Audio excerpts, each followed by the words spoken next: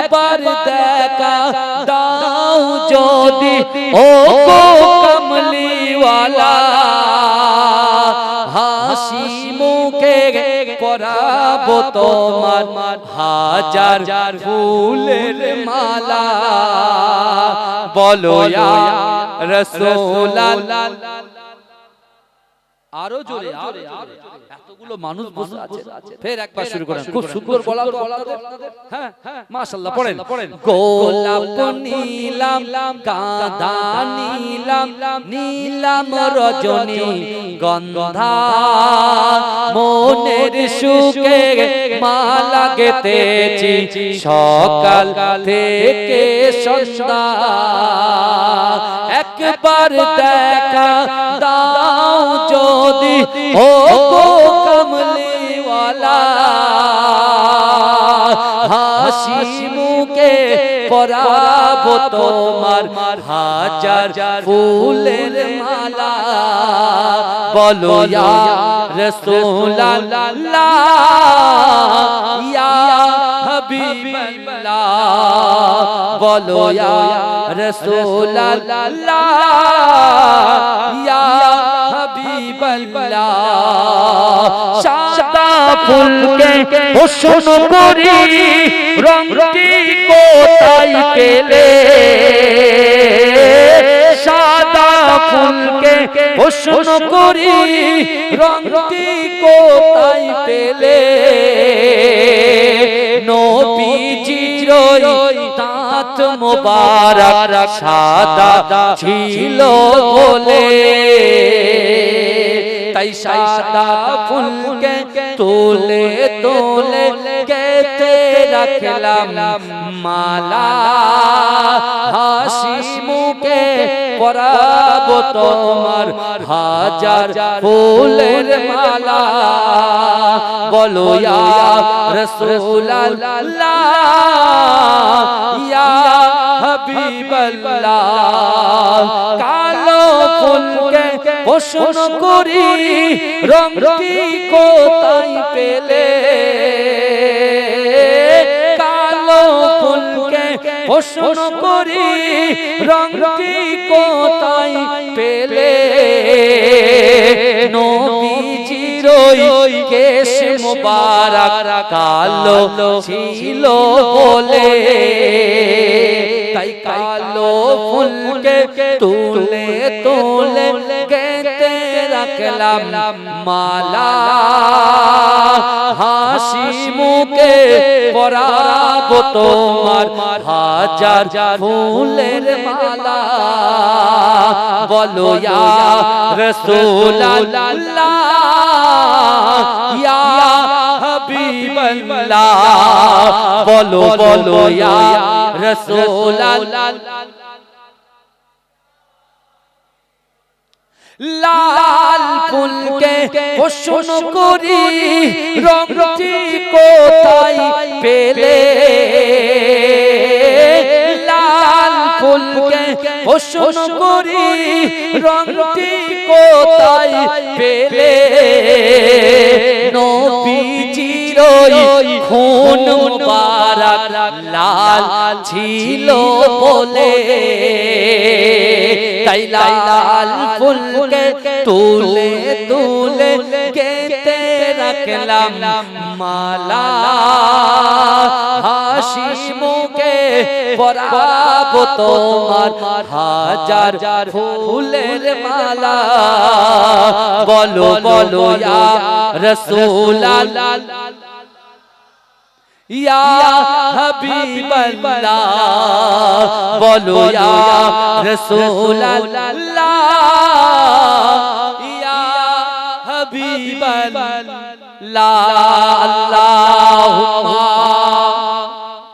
যাইতুন ওয়া তুরি সিনিন ওয়া হাযাল বালাদিল আমিন।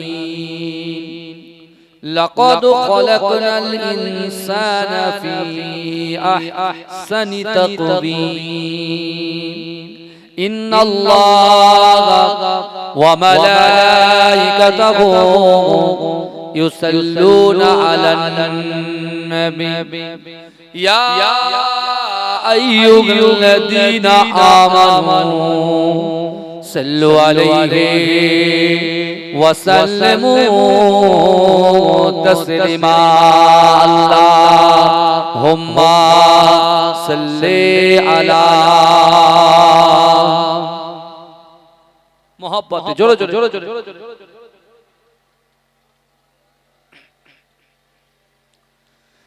दिल का उजाला नामे मोहम्मद आँखों का तारा नामे मोहम्मद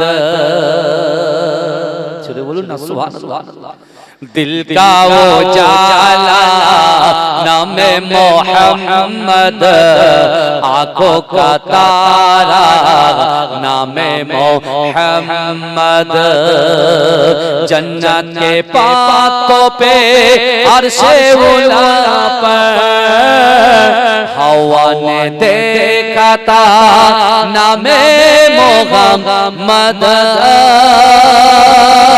जन्नत के पातों पे अर्शे उला पर आदम ने देखा था नामे मोहम्मद दिल का उजाला नामे मोहम्मद आँखों का तारा नामे मोहम्मद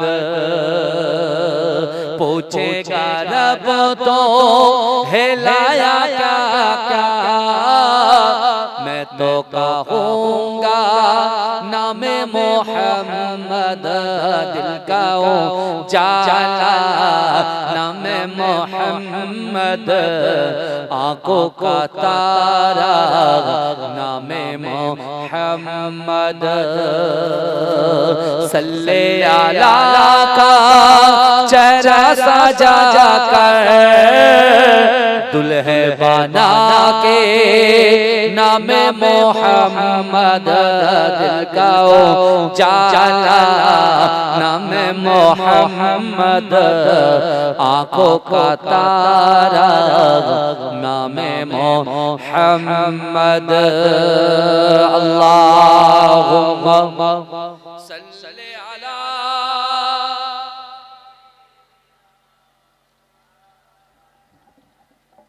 मोहब्बत से जोरो जोरो जोरो जोरो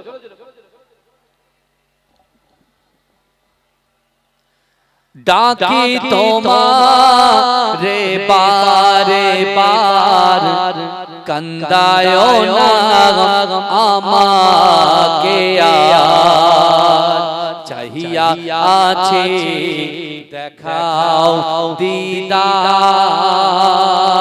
सल्ले अला मोहम्मदी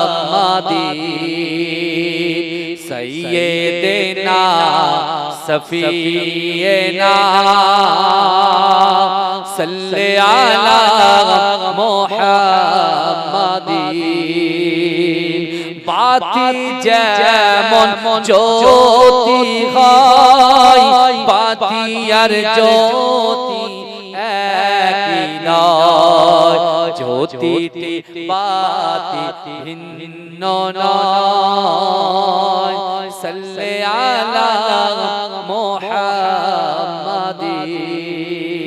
সাইয়্যিদিনা সফিয়্যিনা সাল্লে আলা মুহাম্মাদি আঙুল ইশারা করেন যখন চন্দ্র দ্বিখণ্ডিত হয় তখন দেখিল জগৎবাসীগণ সাল্লে আলা মুহাম্মাদিন সৈয়দনা সফিয়না সাল্লে আলা মুহাম্মাদিন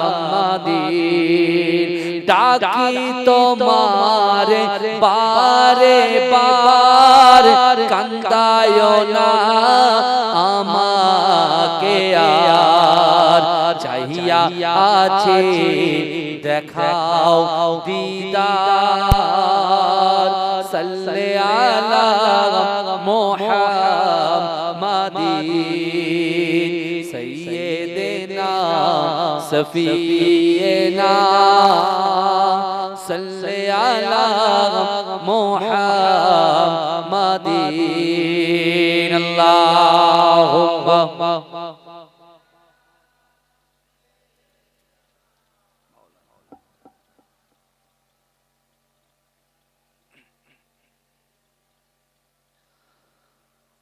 সকলে বলুন সাল্লাল্লাহু আলাইহি ওয়াসাল্লাম নাহমাদুহু ওয়া নুসাল্লি আলা রাসূলিহিল কারীম আম্মা বাদ।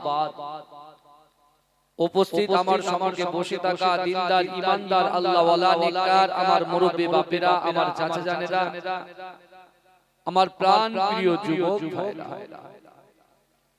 পদ্মার অন্তলে ধার্মিকা পর্দা নশিনা আবেদা জাহেদা সালেহা আমার আম্মা জান বোনেরা, মহাসম্মানিত এই গ্রামের যোগ্য ইমাম সাহেব, মুয়াজ্জিন সাহেব, কমিটি সাহেবান বোনেরা, আল্লাহ পাক রব্বুল আলামিনের দরবারে লাখ কোটি শুকরিয়া জ্ঞাপন করি যে আল্লাহ পাক রব্বুল আলামিন এই বহিরা গ্রামে আমাদের মতো গুনাহগার, খাতাকার, সিয়াকার, নাচিস বান্দা বান্দীগুলোকে কিছু সময় এই জান্নাতের বাগানে কোরআন, হাদিস, ইজমা, কিয়াসের কিছু কথা শোনার এবং বসার তৌফিক এনায়েত করে দিয়েছেন। সকলে উচ্চ আওয়াজে বলুন আলহামদুলিল্লাহ।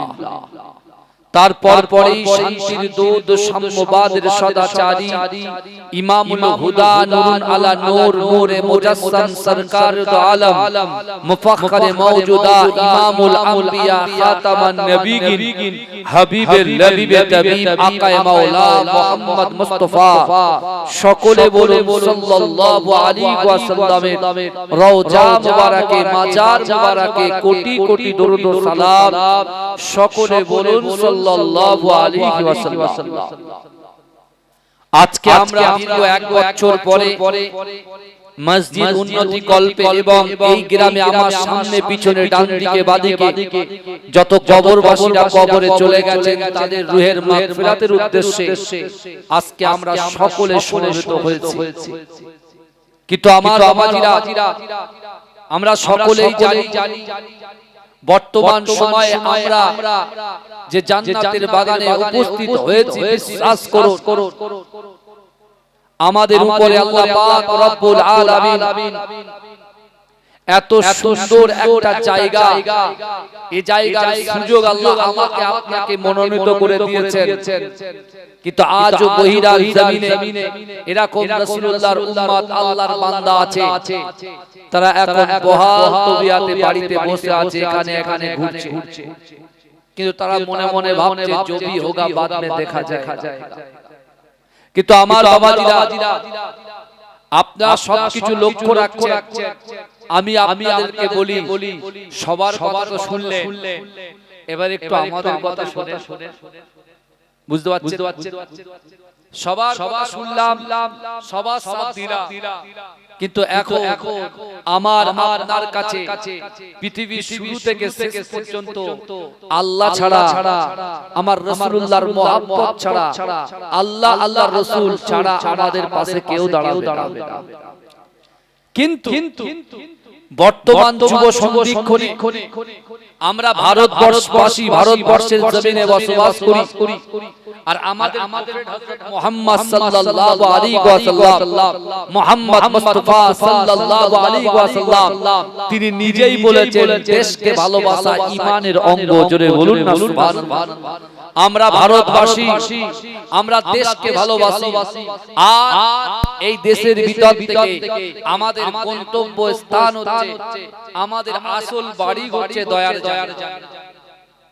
আমাদের আসল বাড়ি কি বলেন? জান্নাত।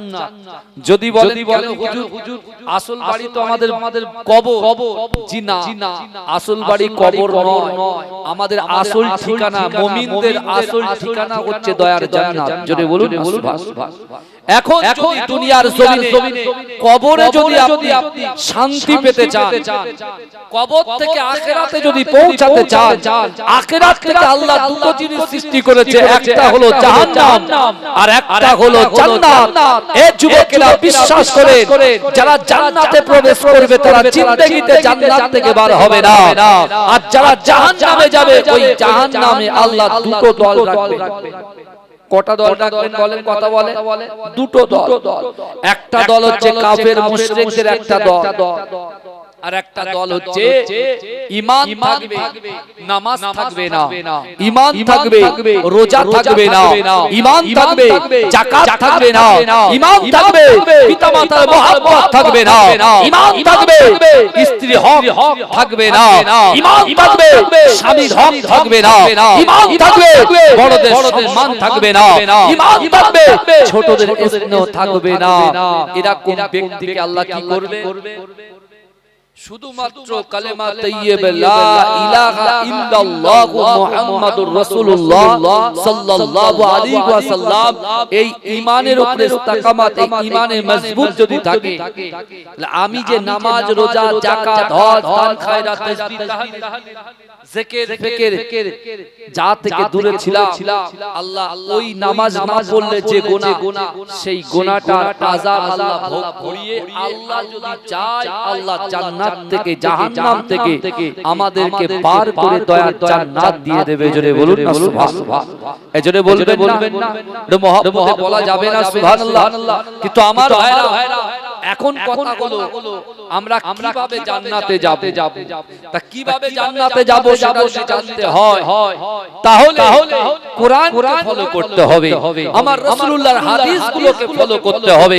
কারণ আল্লাহ পাক রব্বুল আলামিন এই দুনিয়ার জমিনে তার বান্দা বান্দীকে মহব্বত করে ভালোবেসে আল্লাহ পাক রব্বুল আলামিন আমার রাসূলুল্লাহর উপরে রমজান শরীফে 6666টা আয়াত, 114টা সূরা আমার আল্লাহ পাক নাযিল করেছিলেন। জোরে বলুন না সুবহানাল্লাহ। এজন্য বলা যাবে না, এটা চিৎকার দিয়ে বলা যাবে না।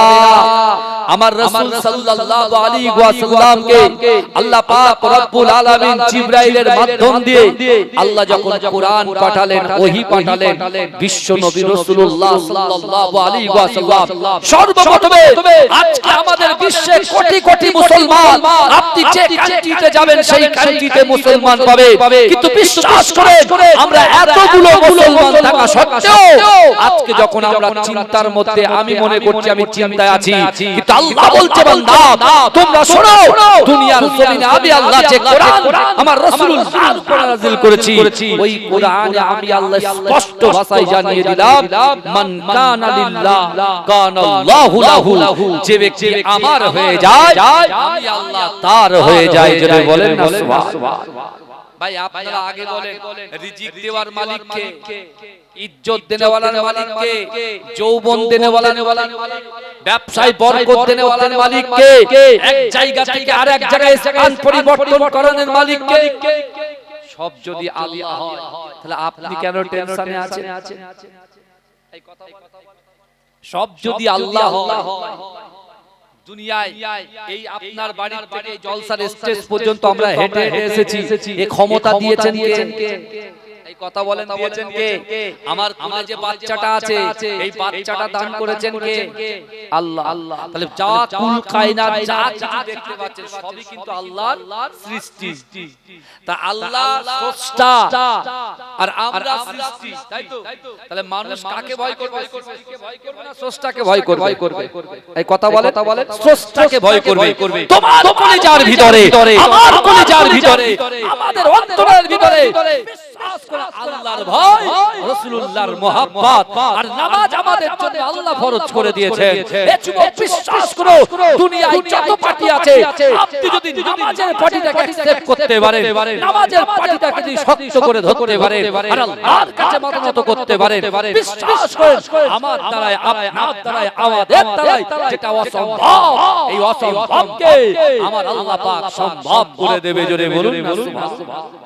এই জোরে বলে আমার রাসূল যখন নবী হয়েছিলেন, রাসূলুল্লাহর সঙ্গে কোটি কোটি উম্মত ছিল, আমার রাসূল ছিলেন একা। কে ছিলেন? কথা বলেন, একা ছিলেন। ভালো করে।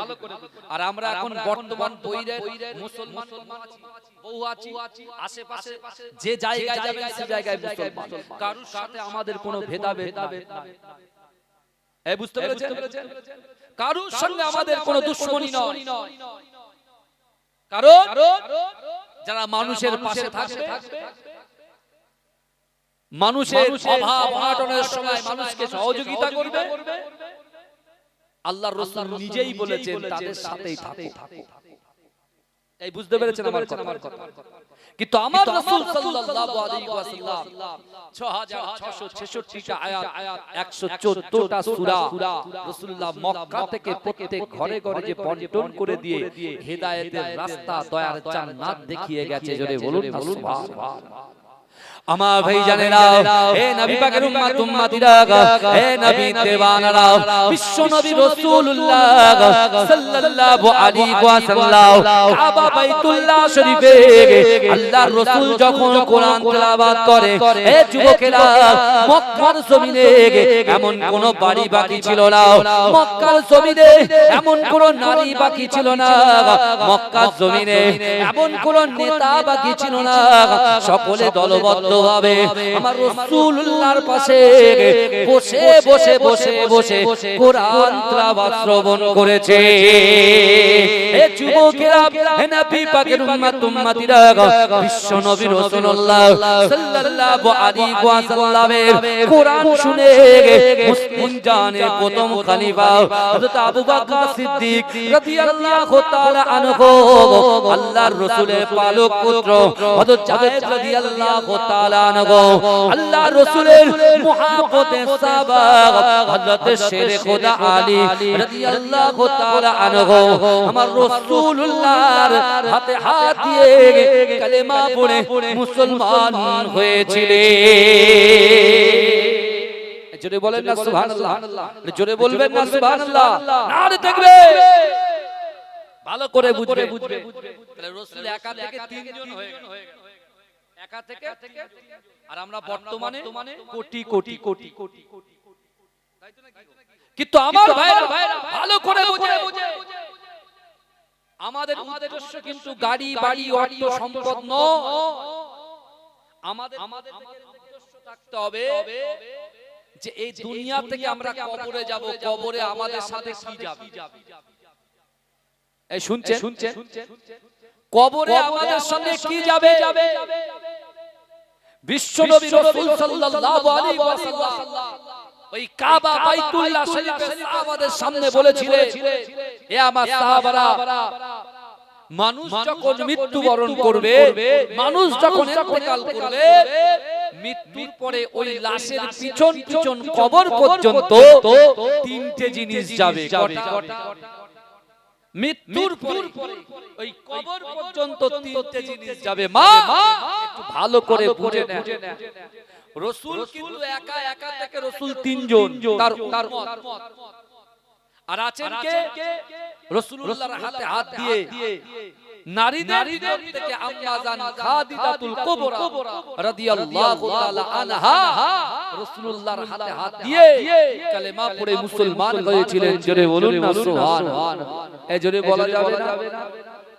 এই ইসলামের জন্য, রাসূলুল্লাহর মুহাব্বতের জন্য আম্মা জান খাদিজাতুল কুবরা রাদিয়াল্লাহু তাআলা আনহার অবদান ছিল অপরিসীম। জোরে বলুন না সুবহানাল্লাহ। আমরা 2 বড়ি 4 বড়ি 5 বড়ি বাড়িতে শোনা আছে, আর আম্মা জান খাদিজাতুল কুবরা রাদিয়াল্লাহু তাআলা আনহা সেই সময় মক্কার সবথেকে ধনী নারী। এই বুঝতে পেরেছেন? কেউ বলছে 12 মণ সোনা ছিল, 12 মণ, কেউ বলছে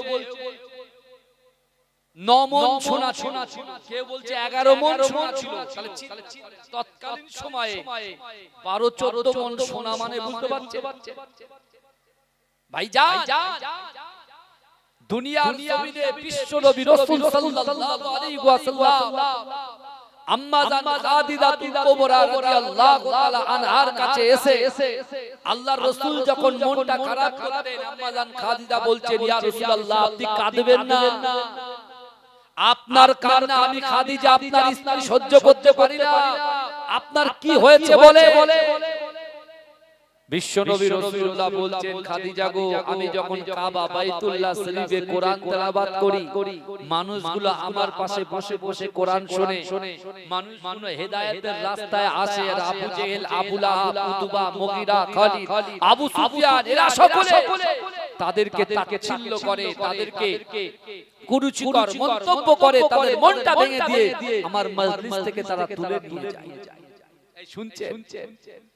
আম্মা জান খাদিজাতুল কুবরা আল্লাহর রাসূলকে বলছেন, ইয়া রাসূলুল্লাহ, আপনি ব্যথা নেবেন না, আপনি চিন্তা করবেন না, আমি খাদিজা বলছি, আগামী কাল আবু জেহেল, আবু লাহাব, উতবা, মুগীরা, খালিদ, আবু সুফিয়ান, এদের সকলকে আমার বাড়িতে দাওয়াত করে তাদেরকে খাইয়ে আমি তাদের ব্রেনটাকে ওয়াশ করে দেব। আপনি ভাবনা ভাবনা শুনছেন? আপনি আম্মা জানের অবদান।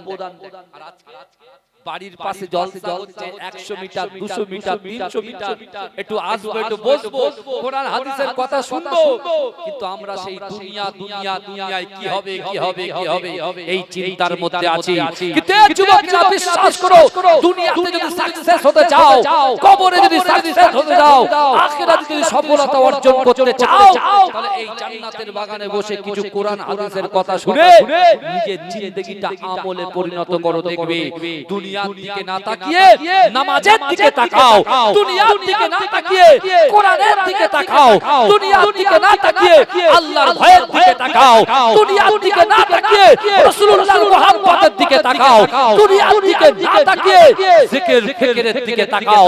বিশ্বাস করেন, এই দুনিয়াতে সফলতা অর্জন করবেন, আখিরাতে সফলতা অর্জন করবেন। আল্লাহর রাসূল আমাদের হাত ধরে দয়ার জান্নাতে পৌঁছে দেবে। জোরে বলুন সুবহানাল্লাহ। এজন্য বলুন, সকলের কবরের ভয় আছে না? এই কবরের ভয় আছে না? একদিন না একদিন কবর আমাদের এখান থেকে পৃথিবী ছেড়ে চলে যেতে হবে। আল্লাহর কোরআন বলছে, ইজা আজালুহু লা ইস্তাখিরুনা সাআতাও ওয়া লা ইস্তাকদিমুন। মৃত্যু যখন আসবে, এক সেকেন্ড লেট করা হবে না, এক সেকেন্ড দেরি করা হবে না।